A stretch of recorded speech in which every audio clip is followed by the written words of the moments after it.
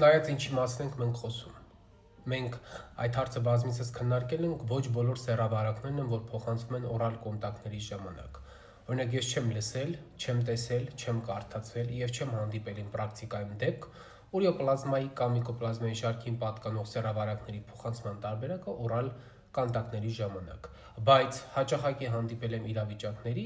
երբ սիֆիլիսը, գոնորեան եւ խլամիդիան փոխանցվում են օրալ կոնտակտների ժամանակ։ Ես ուզում եմ մի կարևոր հանգամանքի վրա մեր բոլորիս ուշադրությունը հրավիրեմ, քանի որ հենց այդ կարևոր հանգամանքի բաց թողումից է, որ առաջին հայացքից անմեղ եւ անվնաս թվացող օրալ կոնտակտները պատճառ են դառնում բազմաթիվ սեռավարակների փոխանցման։ Դա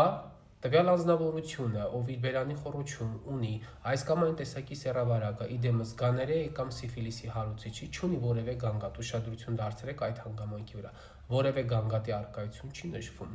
բայց երբ դուք ունենում եք օրալ կոնտակտ տվյալ անձնավորության հետ եւ իր բերանի խոռոչից տվյալ միկրոբը տեղափոխվում է ձեր սեռական օրգաններ, ապա դուք ունենում եք առատ գանգատներ եւ ձեր մոտ հարց է առաջանում, այդ ինչպես ստացվեց, որ տվյալ անձնավորություն, որ ուներ սեռավարակ, չունի գանգատ, բայց դուք իր հետ ունեցել եք կոնտակտ եւ ունեցել եք այսպես գանգատ։ Սպეციფიკան կայանում է նրանում, որ սեռավարակը կախված իր տեղակայման վայրից կարող է առաջացնել գանգատներ, կարող է եւ չառաջացնել։ Օրալ եւ անալ հատվածներում տեղակայված միկրոբները չեն առաջացնում որևէ կլինիկական նշաններ, այդպիսով վարակը կրող անձնավորությունը երբևէ չի իմանում, որ ինքը ինֆեկցիա ունի եւ ակամայից պատճառ է դառնում այլ մարդկանց վարակմանը։ Այնպես որ ուշադիր եղեք եւ պահպանեք ձեր առողջությունը։